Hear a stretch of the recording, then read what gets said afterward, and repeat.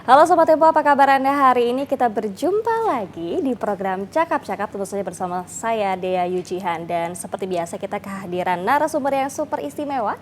Kali ini sudah ada Bapak Menteri Hukum dan HAM, Bapak Yasona Laoly atau Prof. Yasona Laoly. Gimana kabarnya hari ini, Prof? Kabar baik, so far so good. So far so good. Yeah. Gimana perasaannya ketemu dengan teman-teman Tempo? Wah, ini kaget juga, lengkap banget. Lengkap, gitu. ya.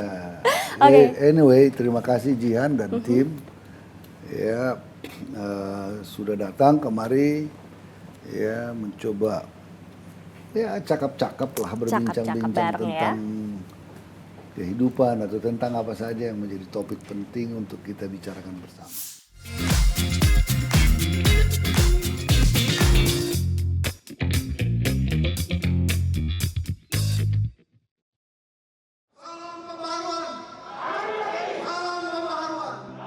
Yasona Laoly adalah figur yang telah mengukir prestasi di dunia akademik, praktik beracara, sekaligus pemerintahan. Sejak tahun 2014 hingga sekarang, Yasona Laoly dipercaya mengemban tugas sebagai Menteri Hukum dan HAM. Pria kelahiran 27 Mei 1953 ini mewarisi gen dari dua etnis yang berbeda, yakni ayah bersuku Nias bernama F. Laoly dan ibu bersuku Batak bernama R. Sihite. Pada jalur akademik, pada tahun 1980, Yasona pernah menjabat sebagai dosen mata kuliah Asas-Asas Hukum Perdata dan pengantar ilmu hukum di Universitas HKBP Domensen. Sejak tahun 2019, ia diangkat menjadi guru besar di Sekolah Tinggi Ilmu Kepolisian hingga saat ini. Di pemerintahan, Yasona Laoly telah meniti perjalanan panjang antara tahun 1999 hingga 2004, menjadi anggota DPRD Sumatera Utara dari fraksi PDI Perjuangan. Setahun kemudian, melangkah ke tingkat nasional sebagai anggota DPR RI dan masuk ke Komisi Hukum dari fraksi PDI Perjuangan. Selama perjalanan karirnya sebagai wakil rakyat, Yasona terpilih sebagai anggota DPR RI hingga tahun 2014. Yasona kemudian berhasil menunjukkan kerja keras, konsistensi dan integritas lewat beragam prestasi, terobosan maupun keberatan. Ia membuat sebuah gerakan di lingkungan Kemenkumham berupa Kredo, Ayo Kerja Kami Pasti, yang dimulai sejak 1 Juni 2015. Ayo Kerja merupakan dorongan agar para pegawai di lingkungan Kemenkumham selalu giat bekerja. Sementara, Kami Pasti merupakan singkatan dari Kami Profesional, Akuntabel, sinergis, transparan, dan inovatif. Kita akan membahas perjalanan yang menginspirasi dari Menteri Hukum dan HAM Yasona Laoly dalam meniti karir hingga melaksanakan pembenahan pada sistem hukum dan HAM Indonesia, serta bagaimana beliau menghadapi berbagai tantangan dan memanfaatkan peluang yang muncul. Prof dan juga Sobat Tempo dimanapun Anda berada, kali ini kita akan ngobrol membahas seputar perjalanan yang menginspirasi dari seorang Prof Yasona Laoly kali ini ya. Beliau ini juga tentu saja beserta perjalanannya pembenahan pada sistem hukum dan HAM di Indonesia serta tantangan-tantangan yang pernah dihadapi dan juga peluang-peluang yang diambil oleh beliau begitu ya. Dan Prof, saya langsung aja ke pertanyaan pertama kali ini. Prof ini kan sudah malang melintang di berbagai bidang gitu ya. Ada menjadi dosen, ada menjadi pengacara tentu saja, kemudian bergabung di pemerintahan, menjadi wakil rakyat juga. Nah, dari berbagai peran tersebut, Prof, mana yang paling Prof enjoy atau menikmati pengalamannya begitu? Masing-masing punya dimensi tersendiri ya kepuasan. Kalau di paling dua barangkali yang dosen tentunya saya enjoy menjadi seorang dosen, apalagi mengajar dan membimbing mahasiswa, mencoba menyampaikan, berdebat bahkan dengan mahasiswa, memberikan seminar, mengajar. Tetapi ini kan hanya terbatas. Murid-murid mahasiswa saya kaget kemarin saya pergi ke satu acara desa, peresmian desa dalam rangka apalah kampanye. Oh, saya Pak muridnya Pak Laoly dulu, tahun 80. Wah. Saya sudah pensiun tahun 80. Dulu saya nggak lulus sama Bapak. Saya hampir putus asa. Bapak panggil saya di kantor, ngobrol, kasih semangat, dan jangan patah semangat karena saya membiayai diri saya dulu. Orang tua saya tidak ada. Dan Bapak berikan semangat, dan itu saya merasa akhirnya bangkit kembali untuk. Nah, saya senang, betul-betul saya senang, dan saya sudah dia memberikan sambutan itu, saya peluk dia. Apa ya, ada rasa kebanggaan tersendiri melihat mahasiswa kita. Mahasiswa saya sudah ada yang profesor, Oh ya. sudah ada yang jenderal, ya, pengacara dan dosen dan lain-lain, dekan. Pernah ada menjadi rektor. Itulah enaknya jadi dosen, ya, melahirkan atau membimbing banyak mahasiswa yang potensial menjadi leaders atau apa di kemudian hari. Tetapi kalau dalam arti yang lebih punya grips, karena kita punya jejaring yang lebih luas adalah tentunya sebagai menteri. Saya sebagai menteri punya seluruh kantor wilayah di setiap provinsi kecuali yang Papua dan Kalimantan Utara. Papua Barat yang baru tambah 3 tidak, baru Kaltara belum. Jadi saya punya kantor wilayah di 33, punya kantor-kantor imigrasi, punya kantor-kantor lapas di kabupaten, kota, suatu kementerian yang mempunyai jaringan networking, karena ini adalah instansi vertikal. Sehingga polisi yang kita lakukan, yang kita kerjakan itu bisa berdampak luas. Staf kita, pegawai di kementerian ini sekitar hampir 65.000 orang. Bahkan dihitung dengan atase itu ada di atase di beberapa negara. Sehingga memang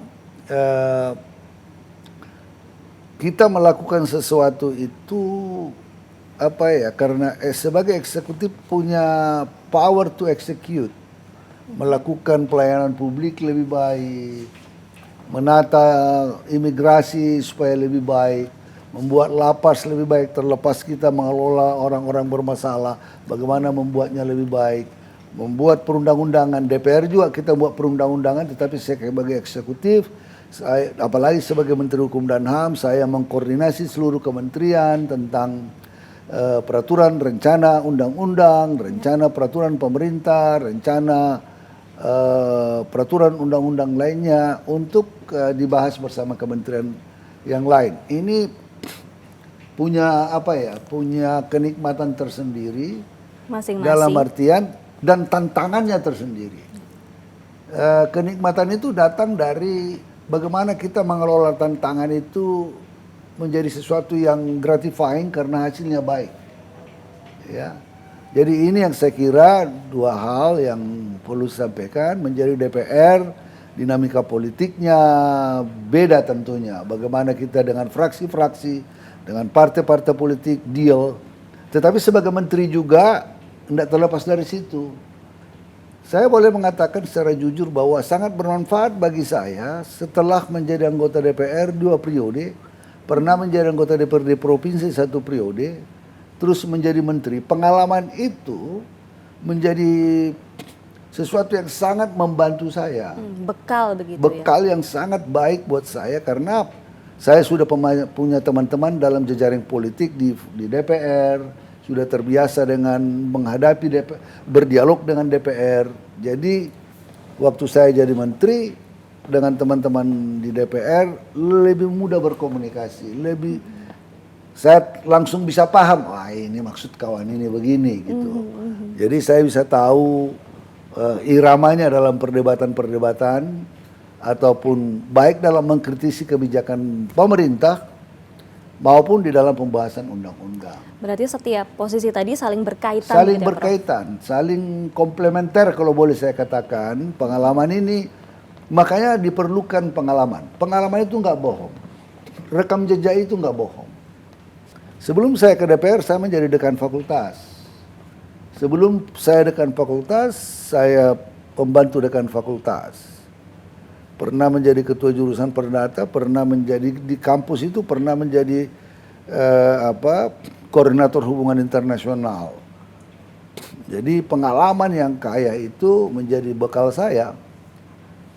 Tentunya di samping sekolah ke luar negeri, ambil S2, S3 di sana, bahkan saya punya tambahan pendidikan di Amerika, itu namanya Internship in Higher Education Administration. Sebelum saya S2, saya magang 1 tahun mempelajari administrasi pendidikan tinggi. Ditempatkan dengan pembantu rektor 1, pembantu rektor 2, pembantu rektor 3 bulan sampai ke rektor. Manajemen organisasi, manajemen universitas seperti apa, mengelola universitas seperti apa, memimpin universitas seperti apa. Dan ini memang program disiapkan untuk menjadi calon-calon pimpinan universitas. Dan kalau tidak salah sempat mendapatkan penghargaan juga ya Prof? Iya, saya ya termasuk ya prestasi baik lah, sehingga saya memperoleh apa yang dikatakan dengan Outstanding Graduate Student Award. Itu outstanding itu berarti terbaik lah gitu. Jadi penghargaan terbaik sebagai mahasiswa pasca sarjana.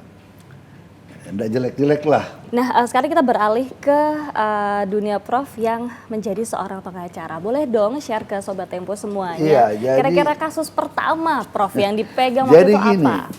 Dulu di Fakultas Hukum saya tahun 70-an, itu 5 tingkat, bukan sistem SKS dulu. 5 tingkat itu. Saya tingkat 4 itu namanya doktoral 1, tingkat 5 namanya doktoral 2. Nah, waktu saya sudah doktoral 1, sudah lewat sarjana muda, saya mengurus kartu pengacara. Kita sudah belajar hukum acara, udah percaya diri, karena kita belajar benar. Udah percaya diri. Di doktoral 1 saya sudah boleh ambil perkara. Nah, perkara saya pertama itu menceraikan orang. Menceraikan orang? Iya, kasus perceraian. Saya nggak bangga dengan itu. Tapi waktu itu kan ya namanya belajar kan, uangnya agak lumayan juga, ya kan. Kita kasihlah, mula-mula kan lebih mudah waktu itu, masih perkara perceraian, ya kan, gugat di pengadilan negeri, akhirnya mereka cerai. Tapi flashback ke depan, introspeksi, saya tidak bangga dengan itu. Ya kalau boleh yang lain-lain lah. Tapi saya pernah menangani kasus prodeo, ancaman hukuman mati, membunuh. Pernah saya menangani perkara yang begitu. Banyaklah kasus-kasus. Saya pernah berhadapan dengan dosen saya sendiri. Saya pernah berhadapan dengan, sesudah saya tamat, pernah berhadapan dengan mantan dosen sendiri. Pernah berhadapan dengan dosen-dosen yang top rank di Medan waktu itu, Sarip Siregar lah, Mahyu Daniel, waktu itu yang namanya di Medan, mereka udah kelas-kelas. Kita baru-baru anak baru-baru, tapi percaya diri, kita merasa ilmu kita itu kita kerjakan dengan benar, ada self esteem untuk percaya diri, karena kita telah menyiapkan diri dengan baik pada saat-saat kuliah gitu. Saya masa kuliah juga sebagai aktivis, ya, sebagai aktivis. Saya di Gerakan Mahasiswa Kristen Indonesia dan pernah menjadi sekretaris senat. Jadi sejak semula memang sudah aktivis. Pernah demo lah, ya zaman-zaman Soeharto agak-agak demo-demo dikit lah, ya kan. Iya kan. Tapi sejak kapan sih seorang Prof ini bisa mengetahui suatu hari saya ingin menjadi ini? Itu kapan, Prof? Sebetulnya kan saya berharap itu dulu. Saya itu sekolah ke luar negeri jadi pintunya itu dosen. Jadi waktu itu waktu saya dengan orang tua saya itu walaupun polisi dan tidak tinggi pangkatnya, ya walaupun pada akhirnya dia mencapai pensiun, mencapai mayor namanya dulu, ya sekarang AKP ya mayor lah. Waktu itu pernah menjadi anggota DPRD, ya. Tapi waktu zaman saya sekolah itu masih sulit. Tapi dia berlangganan majalah-majalah luar negeri dari USAID, ya ada bukan berlangganan, ada dapat free, ada yang apa. Sehingga kita melihat, Amerika itu segini, Sputnik, astronot, bagaimana kondisi luar negeri. Dari situ saya sudah tertarik. Waduh, ini saya harus siapkan diri saya untuk menjaga bahasa Inggris. awalnya mau jadi pendeta. Nah, gimana ceritanya tuh Prof? Karena ayah saya minta, saya ini kan ayah saya sebagai penganut agama Kristiani, dia penatua gereja. Karena saya anak tertua itu dia bilang mau persembahan sulung lah. Anak tertua itu jadi pendeta, itu namanya persembahan sulung gitu ya. Saya sudah siap karena pikir saya waktu itu pendeta itu banyak sekolah ke luar negeri. Ada pendeta dulu Dr. Sihite. Sihite itu paman saya lah namanya, marga ibu saya. Dia datang ke Sibolga, dia bilang, wah saya ini, kita tahu lah dia pendeta Sihite. Saya pernah sekolah di Amerika, ambil doktor, itu langsung kita udah sekolah di Amerika. Kita sering lihat-lihat Sputnik, astronot, apa. Oh, ini kesempatan sekolah ke Amerika ini.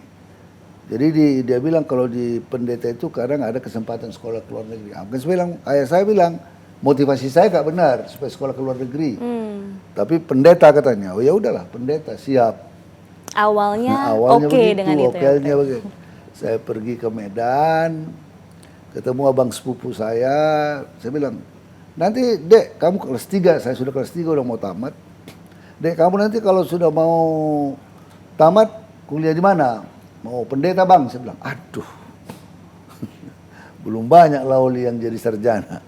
Nantilah jadi penatua aja katanya. Pendeta kayak seperti abang ini penatua gereja. Udahlah kuliah aja ambil apa. Mata apalah yang mau kamu. Saya pergi ke kampus susu. Dibawanya naik Honda Cup. Saya datang, ini deh kalau kamu kuliah di sini, ini kampus. Dulu tahun 69 atau 60 berapa itu ya, 70 kali ya. Tahun 72 saya kuliah, saya sekitar tahun 70-an akhir lah barangkali, Agustus. Saya libur kan, USU itu belum, udah buat saya udah seperti kayak orang dari Sibol ke kampung kecil. Wah gini rupanya tempat mewah sekali ya. Padahal kalau dibandingkan sekarang nggak ada apa-apanya kan. Tapi buat dulu tuh, begini ya. Saya bilang ini yang benar. Pulang saya ke Sibol kan. Saya bilang, Pak, saya nggak usah lah pendeta. Fakultas hukum lah saya bilang. Ayah saya marah banget.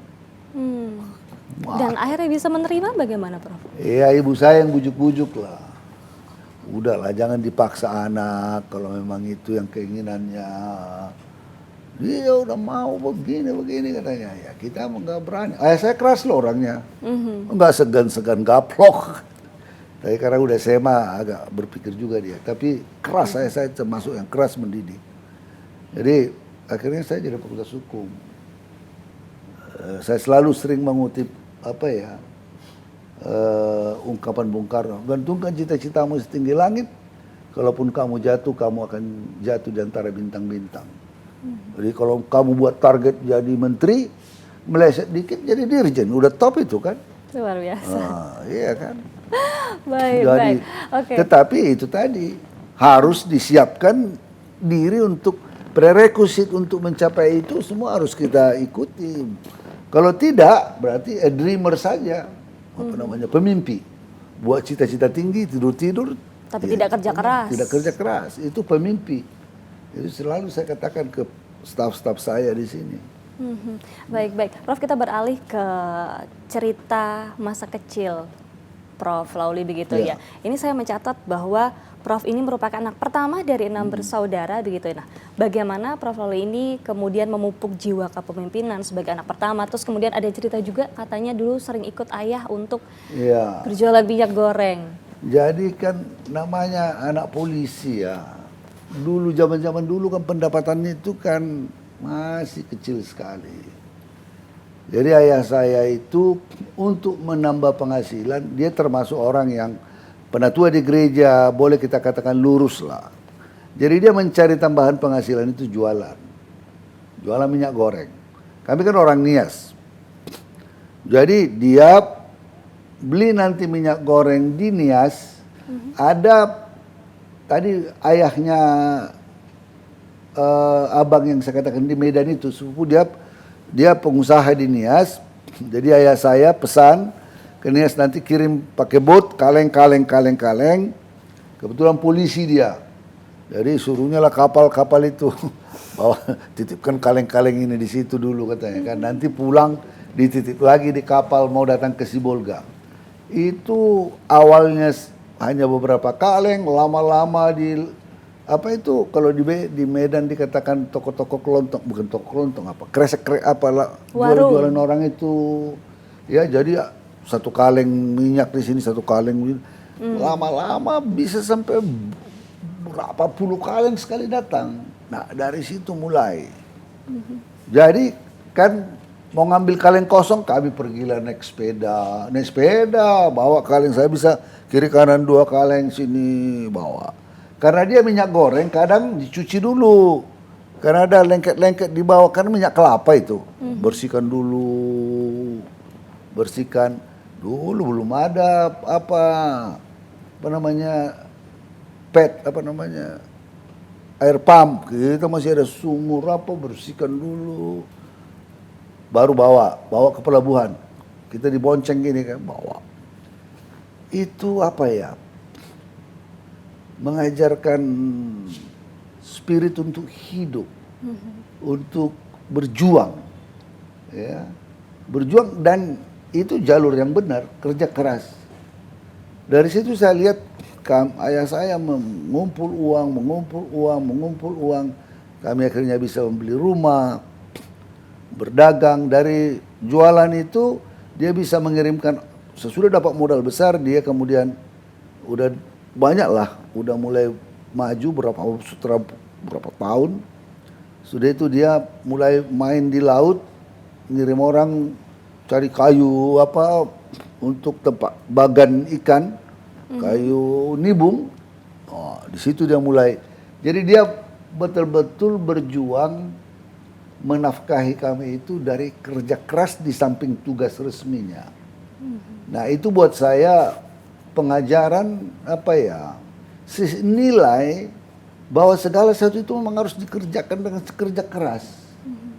Dan saya mengajak adik-adik saya juga untuk untuk sebagai abang saya mengajar mereka demikian. Bahkan waktu ibu saya mau meninggal, karena ayah saya duluan meninggal, saya di Amerika. Ibu saya mau meninggal sakit, ya ibu saya bilang, "Nak, kalau saya pergi, kamu yang kehilangan ibu. Adik-adikmu tidak kehilangan ibu, orang tua, karena kamu yang harus menjadi orang tua mereka, karena kau yang menjadi orang tua mereka." Waduh, langsung menusuk di hati. Itu artinya nilai-nilai nilai itu ditanamkan oleh orang tua kita kepada kita. Kami juga, saya dipaksa untuk, kalau orang Kristen sekolah minggu. Tiap minggu, ayah saya kan keras, saya katakan tadi. Nggak boleh itu absen itu, pergi ke gereja hari Minggu, nggak ada cerita itu. Wah, bisa bahaya. wajib hadir. Oh, hari Minggu pagi udah sekolah minggu dulu. Pagi harus. Jadi disiplin, dia sejak awal kita diajarkan nilai-nilai etik, nilai-nilai kerja keras, nilai-nilai integritas gitu. Karena saya udah pernah merasakan namanya anak polisi, kan saya, abang-abang saya yang di anak-anak asrama kan lebih gede-gede dari saya, yang sudah kelas berapa. Saya kelas 6 atau kelas 1 SMP barangkali itu. Wah, ada kakak-kakak saya yang anak-anak polisi itu kan. Di muka asrama kami itu ada hutan, ada gunung, ada tanaman ubi, kayu, hafe, ada jengkol, ada apa segala macam itu di seberang sana. Saya diajak sama itu teman-teman, ayo kita, ya namanya anak polisi, petenteng kan. Gila, ke ladang orang itu di seberang, ada gunung gitu. Ada pohon jengkol, lagi buah, bagus. Punya warga. Karena saya yang agak kecil kan, diperintah lah. Kalau mereka mengenai son, panjang itu jengkol itu, ambil sama kita. Oh, Saya lah, nama disuruh ya anak polisi petenteng-petenteng kan anggar jago semua. Saya naik ke atas. Nah, udah mulai mau ngambil jengkol. Tiba-tiba yang punya datang. Itu datang, wah katanya. Yang lari, yang lain kan lari terbirit-birit. Saya tinggal di atas. Wah, saya turun itu. Itu saya turun, dibawa ke ayah saya. Ini anak muanya mencuri jengkol saya katanya gini. Waduh, aku dihajar lah. Habis ya, dihajar ayah. Dihajar sama ayah saya. Sejak kapan kuajar kamu mencuri, kurang ajar. Iya.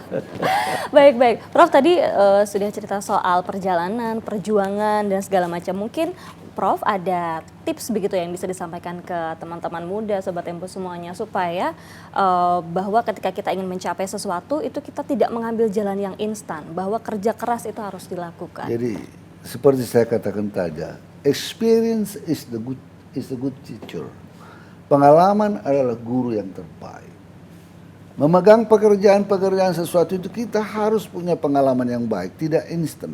Kita harus kerja keras, saya katakan saya juga humble.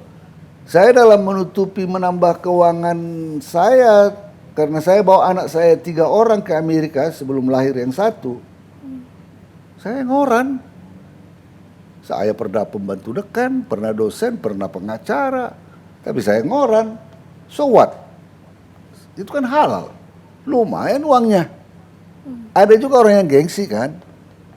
Jadi mengerjakan sesuatu itu sepanjang itu baik dan sepanjang itu halal dan kita kerjakan dengan baik. Kerja keras adalah suatu hal yang mutlak perlu. Nah, itu tadi saya katakan pengalaman. Melakukan sesuatu itu dengan membuilding up pengetahuan kita, mengakumulasi pengalaman demi pengalaman, ya, untuk mencapai satu tujuan. Tentu kita punya buat target, tentu kita buat target politika, target apakah itu bisniskah kita buat dan kita kerjakan itu dengan ada roadmap yang kita capai dan kita stick kepada aturan-aturan untuk dan hal-hal untuk mencapai itu dengan baik. Tidak bisa kita lompat bajing untuk itu. Dalam politik juga begitu. Dalam politik juga. Dalam politik saya mulai karir politik saya bukan saya tidak dulu kawan-kawan saya sudah doktor dari Amerika, pembantu dekan, ya. Kawan-kawan bilang langsung aja ke DPR RI. Memang bisa saja. Tapi saya waktu itu masih dosen di Nomensen, pembantu dekan. Saya lepaskan pembantu dekan saya waktu mau running menjadi anggota DPRD. Ya. Waktu itu, sesudah saya terpilih menjadi anggota DPRD, teman-teman di Nomensen, dosen-dosen saya di Nomensen, teman-teman saya dosen di Nomensen bilang sama saya, Pak Loli, tetap aja menjadi dekan. Datang aja nanti pembantu dekan yang ngerjakan, sore datang kemari, Bapak tetap menjadi DPRD. Karena mereka bangga juga dekannya menjadi doktor, mahasiswa juga support. Tapi saya katakan kepada mereka, look, kalau saya mengambil 2 pekerjaan ini, either one saya menjadi tidak efektif. Apakah saya menjadi anggota DPRD yang tidak efektif atau menjadi dekan yang tidak efektif? Harus memilih ya. I have to pick one and dedicated my life to it, my work to it. Karena kalau saya ambil dua-dua, saya serakah satu. Yang kedua, saya menjadi part-time dekan, menjadi part-time anggota DPRD. Pada saat yang sama mendapat full-time gaji sebagai anggota DPRD, full-time gaji sebagai ini. Saya bilang no. Saya ambil anggota DPRD. Nah, apa yang mau saya sampaikan adalah, satu, kita jangan serakah lah. Yang penting sekarang kita lakukan pekerjaan kita itu apa yang dibebankan kepada kita, apa tanggung jawab kita semaksimal mungkin, ya, the best as you can, gitu kan. semaksimalnya yang kita lakukan gitu. Bahwa tidak sempurna, sulit mencari kesempurnaan. Betul. Kesempurnaan itu adalah milik Tuhan yang Maha Kuasa. Tetapi kita harus berupaya semaksimal-maksimalnya yang kita mampu. Dan kepada jajaran saya bilang, work beyond the call of duty. Supaya kamu nampak. Kalau kamu hanya bekerja so and so, kamu nggak nampak, kamu nggak terlihat, gitu. Tapi kalau kamu work beyond the call of duty, orang lihat, oh. Nah, waktu dulu saya kerja di Nomensen sebagai dosen muda, saya dikasih tanggung jawab pembantu dekan. Saya pulang sampai jam 10 malam, memberesin administrasi, habis itu ngajar siang, membereskan administrasi 10 malam.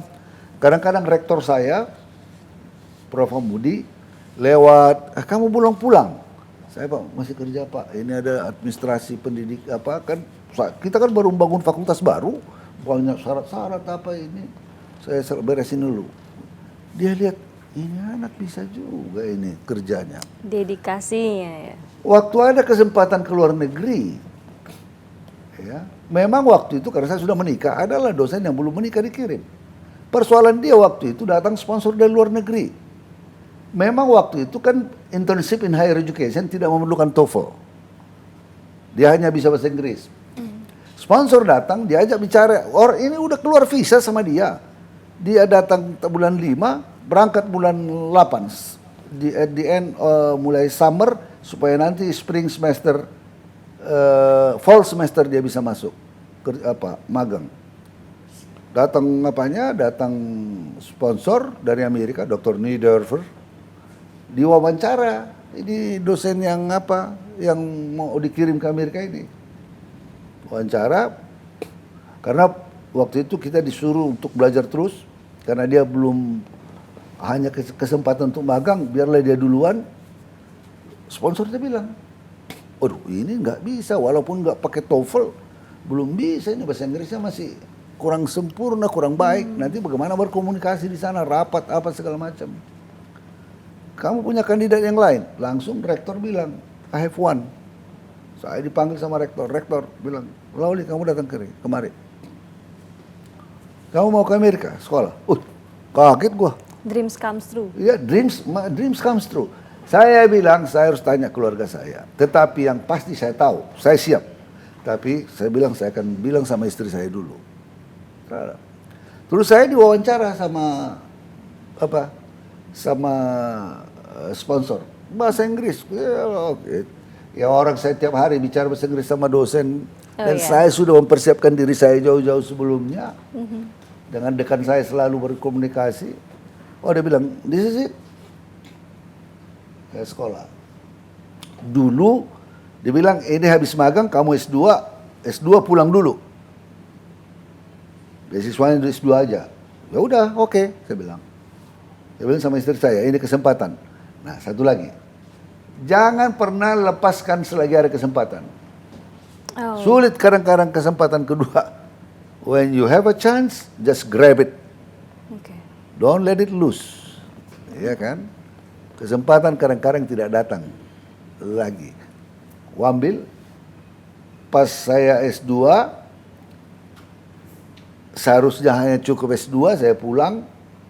Tapi karena saya dapat outstanding graduate student,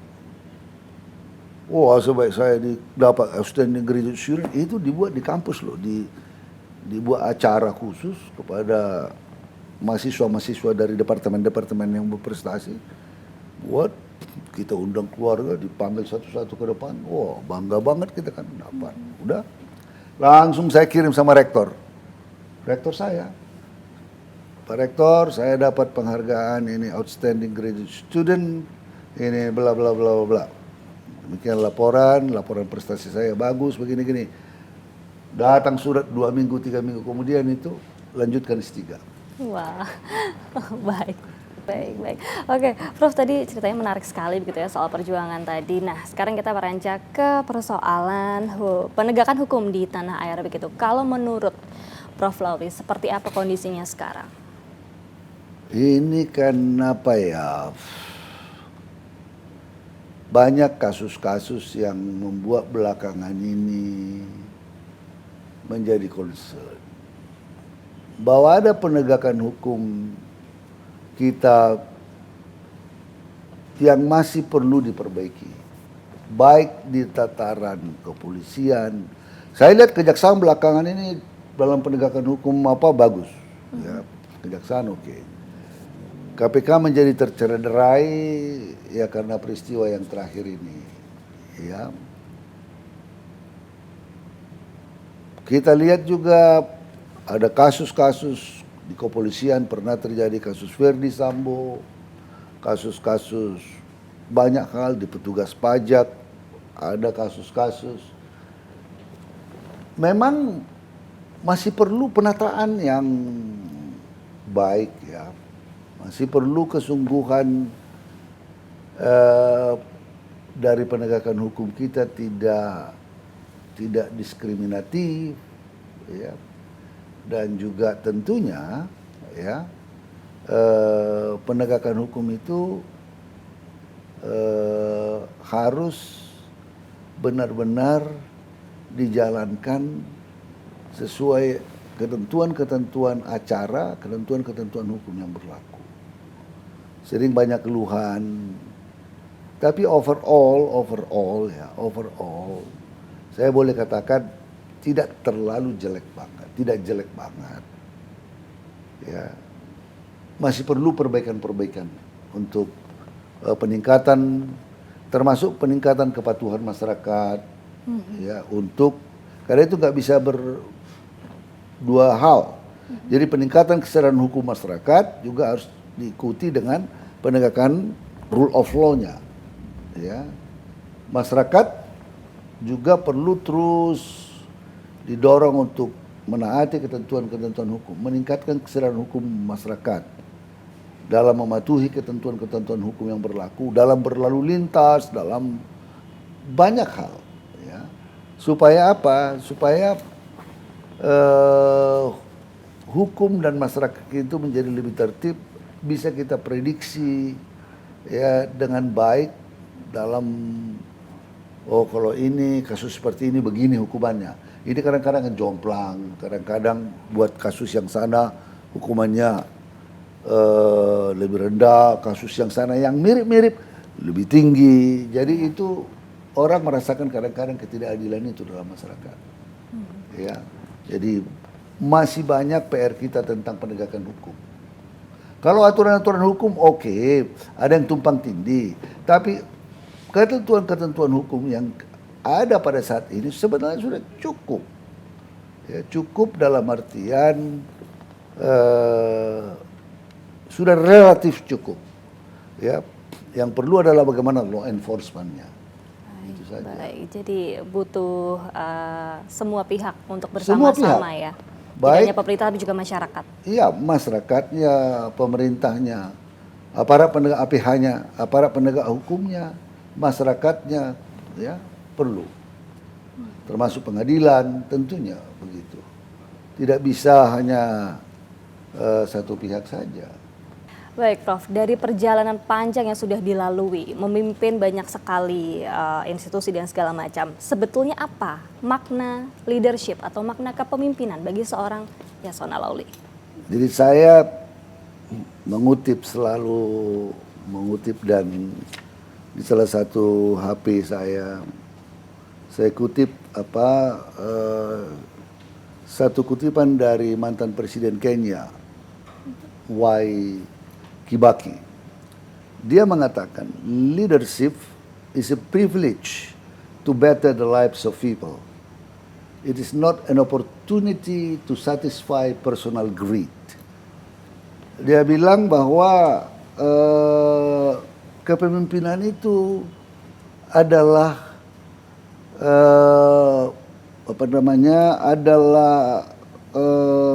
sebuah kehormatan untuk membuat kemaslahatan bagi orang banyak, bukan sebagai suatu kesempatan untuk ketamakan diri. Ya, jadi kepemimpinan, leadership, amanah yang diberikan kita itu menurut kutipan Kibaki dari Y Kibaki adalah satu privilege, suatu kehormatan untuk memperbaiki, untuk membuat kemaslahatan bagi orang banyak. Bukan suatu kesempatan melayani ketamakan diri kita, to satisfy our personal greed. Jadi ini sangat penting ya, supaya kita keep in check, keep in control, ya. Karena sekali kita greedy, sekali kita tamak, korupsi apa, jadi ini akan mendorong kita melakukan perbuatan-perbuatan yang tidak benar. baik. Ya. Ini yang barangkali kutipan yang ingin yang saya pegang juga ya, sebagai seorang yang diberi amanah untuk sudah 2 periode ini menjadi menteri. Sebelumnya saya pernah menjadi pimpinan fraksi di MPR, ya, dan ada pimpinan-pimpinan organisasi lain. Itulah suatu privilege bagaimana kita amanah dalam bahasa Indonesianya, privilege untuk bagaimana membuat kehidupan orang lain lebih baik. Amanah untuk kemaslahatan rakyat banyak. Baik, terima kasih banyak Bapak Menteri Hukum dan HAM Profesor Yasona Lawli atas waktunya sudah bergabung dengan Cakap-Cakap Tempo kali Jihan. ini. Terima kasih Jihan, terima kasih teman-teman semua, Filko, dan teman-teman yang telah berkenan hadir, berkenan datang untuk mewawancara di sini. Luar biasa. Satu kehormatan lah. Ya. Baik, terima kasih banyak cerita inspiratifnya ya Prof ya. Mudah-mudahan kita berjumpa lagi di It's a pleasure. Oke. Baik pemirsa, tentu saja akhir kata saya Dea Jihan beserta kru yang bertugas pamit undur diri. Kita akan jumpa di program Cakap-Cakap lainnya. Sampai jumpa.